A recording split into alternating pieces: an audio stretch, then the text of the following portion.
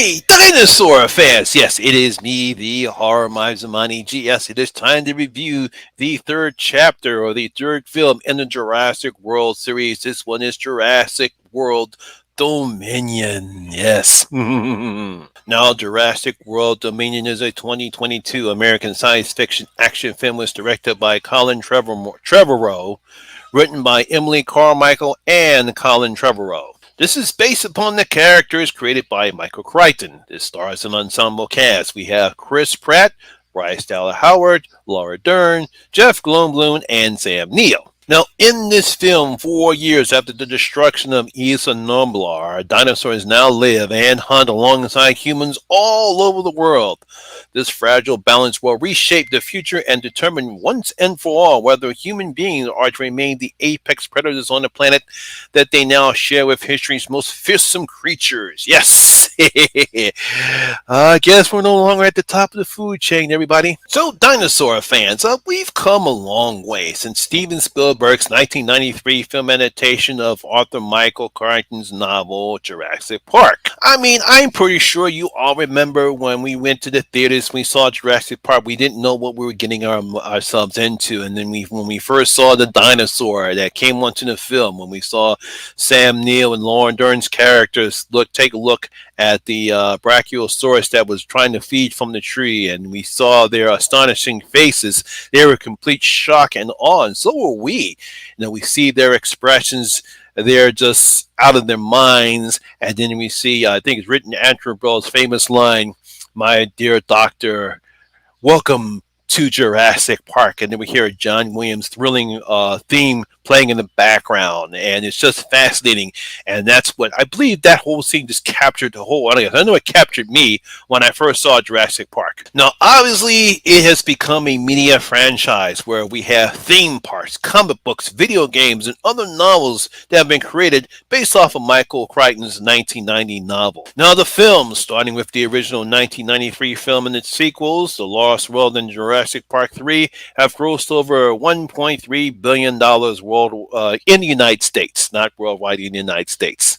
Not to be outdone, Universal then gave us in 2015 Jurassic World, which was released and started a new trilogy with some new characters. We have Chris Pratt's Owen Brady and Dallas Bryce Howard's Clara Doring, which was followed by 2018's Fallen Kingdom. Which brings us to the third film in the Jurassic World trilogy, and maybe the final film in the Jurassic Park series, called Dominion. Now, taking place 4 years after the events of Fallen Kingdom, while the world tries to find a way to live amongst now de-extinct dinosaurs, Clara and Owen now live in a cabin in Nevada with Maurice Lockwood, Dr. Sir Benjamin Lockwood's clone granddaughter. They are shocked to learn that Owen's trained raptor Blue has an offspring with Mace he calls Beta. Now, while this is happening at the same time, we see that Dr. Ellie Slatter has been called to investigate large extinct giant locusts that have been eating up crops and they threaten to destroy the whole world's food supply if they're not stopped.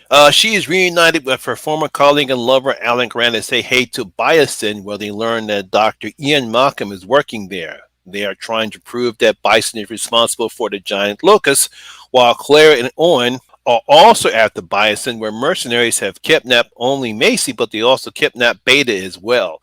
So we have two subplots going in. We have the legacy characters are trying to find out what's going on with Bison, and then we have Claire and Owen trying to rescue Macy and Beta. Yes, there is a lot going on here, and Trevorrow tries his best to make everything fit, and he does with mixed results. Now, there's plenty of action going on here, from Grant and Sandler sneaking into Bison, from Grady enduring encounters in Malta. Now, while we do get more action from Grady enduring, I'm pretty sure we've seen the chase scenes in the trailers. It's nothing that we haven't seen before.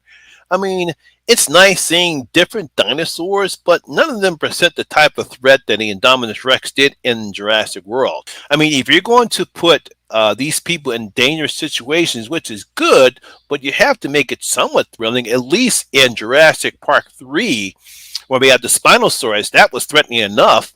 Tina Leone's character, when they got caught up in the old island, that was threatening enough. And of course, the raptors as well. You can't get enough of raptors. Here, it's something we've seen before. There's really nothing new about this. Yes, it's threatening because you still have Velociraptors running after Claire and Owen. But we've seen this. We saw it in the first movie. Try to do something different, guys. Now, at least the subplot involving Grant and Ellie is more interesting as we see how these characters have grown. I think that's one of the problems that we have in this film is that there's really no growth going on between Owen and Claire as opposed to we see with Grant and Ellie. We get to see what's happening with Ellie since the last time we saw her in Jurassic Park 3. We see what Grant is doing. We know that they still care for each other. There's still something there, and it's nice to see their interaction with each other. But unfortunately, and we don't get that fortunately with Owen and Claire.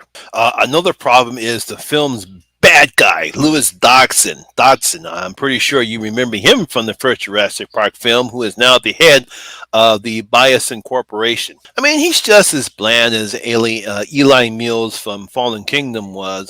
He has no depth to his character, no real motivation to his actions. Other than greed, I mean, at least Vic Hobson's Vincent D'Onofrio's character from Jurassic Park World, he was more compelling villain than these two were. I mean, if you're going to have a villain, you want to have him, he doesn't have to be the trolley cliche character. His motivation has to mean something to him. I mean, why go through all this trouble and it's just for amount of greed? Yeah, we know that corporations do that, but you want to make it more interesting, give the character more depth. And I'm not blaming the actor. I think it's Bruce Campbell that's playing this. I forget the actor's name who plays Lewis Dox. Is not the same actor that played him in the original Jurassic Park film. It's not his fault. He does what he can, but unfortunately, Collins and Emily's script don't give him any depth. They don't give him any real motivation. He goes around walking around, and he talks, but he's not compelling enough not to make him the threat you think that he should be. Now, despite these flaws, this film is mainly saved by the performances of the legacy characters, as the audience will love seeing Sam Neill, Lauren Dern, and Jeff Goldblum back together again. I mean, we do get some nice interaction between legacy characters and the Jurassic World cast, and of course, Jeff Goldblum can always be counted on to provide some nice one-liners for last. There are some couple of scenes right around the third act of the film. Jeff Goldblum just acts just like Dr. Mockman should act. We get some good laughs in the film, so those moments in the film are nice. We get another big dinosaur fight between a T-Rex, I think it's called a Gigantosaurus, and a Tyrannosaurus. I believe I pronounced that right, but it's not the same scale as the dino fight that we saw in Jurassic World. I mean, it's nice seeing them fight, but again, something that we've seen before. It's just not threatening enough. And we also get plenty of callbacks from the original Jurassic Park film, which will bring back some nostalgia moments from the audience. I'm pretty if you saw the film, you know what I'm talking about. Now, as far as I'm concerned overall, despite the many flaws this film has, because I know critics are shredding this film to pieces, but the audience is loving it, and I find it was entertaining enough to make up for the disappointment that Fallen Kingdom was. We get a nice narration at the end of the film and several shots of dinosaurs and animals living together, signaling a decent ending to this trilogy and to this story. Now, overall, where does Jurassic Park or Jurassic World, whatever you want to call this series goes, that's strictly up to Universal, as Frank Marshall, the executive producer of this, was said, and I quote, "We're going to sit down and we're going to see what the future is," end quote. What can I say? It's better than Fallen Kingdom. It's obviously not better than the original film. You're not going to simply top that film. It's definitely not better than Jurassic World.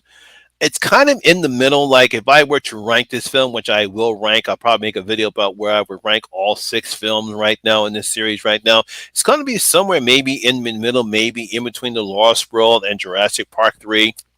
I'll probably put it in between there. So, like I said, it's an entertaining film. It satisfies the audience. You get some good callbacks from the original Jurassic Park film. It was nice seeing the legacy characters again. We get some good interaction between the legacy characters and the Jurassic World characters.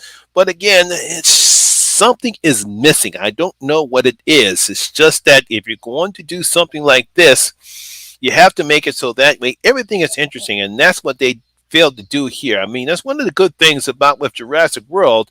Yeah, it was a while that we have seen all the dinosaurs, and like I said, we had Not saying that Jurassic Park 3 was a bad film. It kind of made up for the kind of disappointment we had with the Lost World film, and it was nice seeing Jurassic Park 3. It's the same thing here. It's like it's good enough to make up for Fallen Kingdom, but it's not as good as 3. And I don't know what else they can do with the storyline. I think they really need to sit down and decide what they need to do with this story. I'm pretty sure we're going to get some more movies like this because you're never going to get enough of dinosaurs.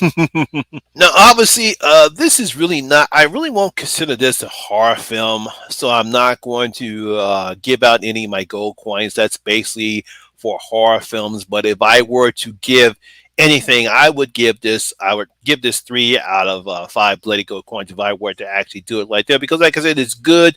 It's not great. It's a nice concluding chapter of the Jurassic World franchise. Yeah, I don't know where they're going to go with that. There's certain places they can go, but that's a video for another day. So there you have it, guys. That is my review of Jurassic World Dominion. I hope you did enjoy it. And if you did, please give it a thumbs up, like, and share because it does help out with the YouTube algorithm. Also, have you seen Jurassic World? What do you thought about it? Leave your comments in the comment section below and tell me what you thought about the film. Also, if you're new here, please hit that subscribe button and ring that notification bell. That way you'll be notified anytime when I put a new video such as this one. Once again, my name is Lamont Smith. Thank you very much for watching, and I'll see you in my next one. I see you in my next video. I'm out. Peace.